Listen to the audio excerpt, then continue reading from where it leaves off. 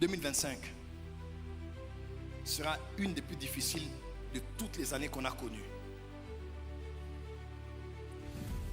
Depuis les 30 dernières années, à part l'épisode de Covid-19, cette année, le monde passera par des temps extrêmement difficiles.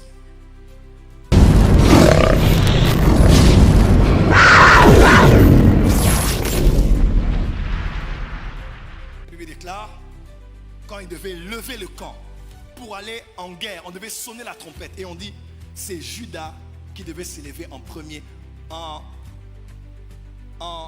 avec sur le camp la bannière qui portait l'image d'un lion.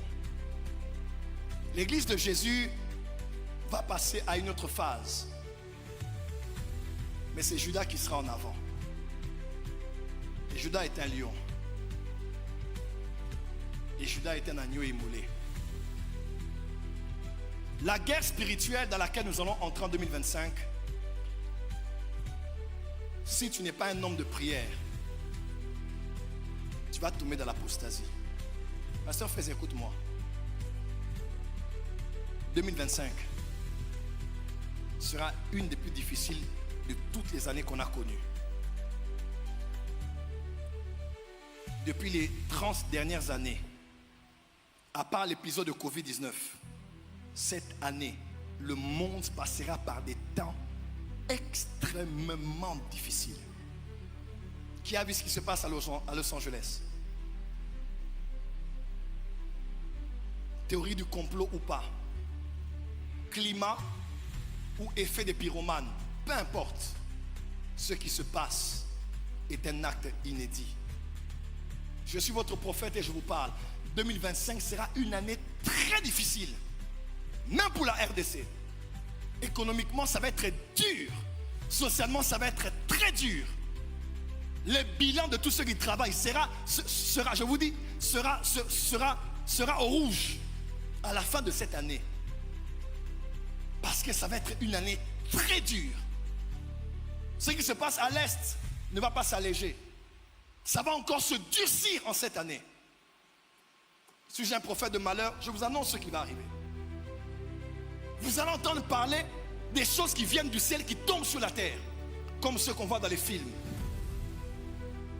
Les éléments qu'il y a dans les cieux vont commencer à tomber sur la terre dans ce quinquennat qui s'ouvre en 2025.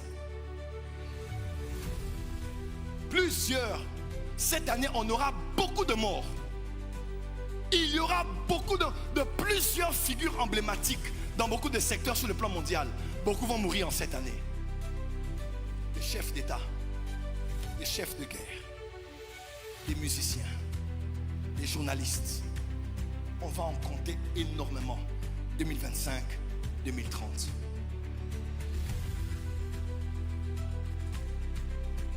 Le réchauffement climatique va créer beaucoup de dégâts. Ce n'est pas de la futurologie, ce n'est pas de l'étude, des informations. Non, c'est la pensée de Dieu. Le monde va passer par des temps extrêmement difficiles. Tout à l'heure, pendant que je dormais, j'ai fait un songe. Je me suis vu en train d'aller en Chine. Alors que je volais pour aller en Chine, on nous disait dans l'avion que la presqu'île, Japon c'est une presqu'île. On m'a dit que la presqu'île de Japon est en train de s'effondrer. Tout le Japon est en train de s'effondrer.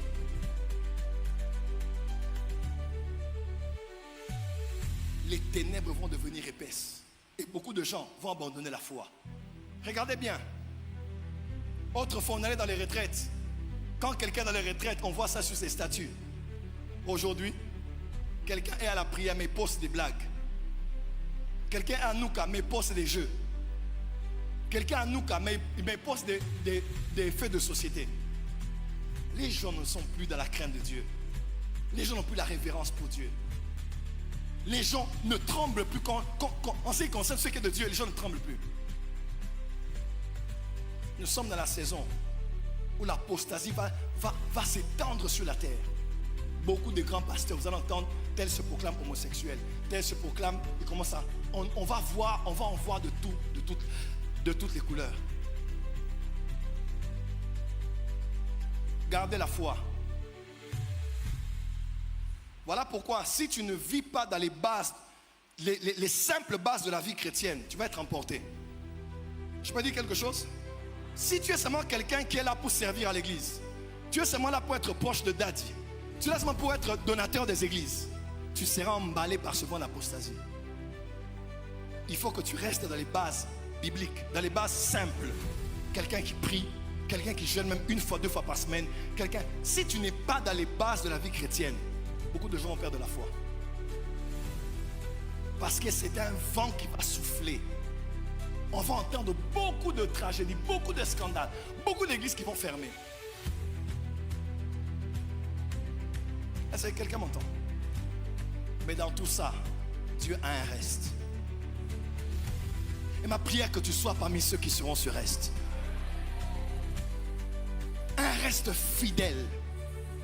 Et ceux qui vont décider de se consacrer, écoutez-moi bien, l'année 2025 dépendra de ce que tu feras ces 3 premiers mois de l'année.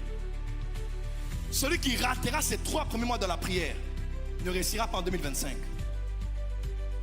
Voilà pourquoi il y a tellement de vents contraires.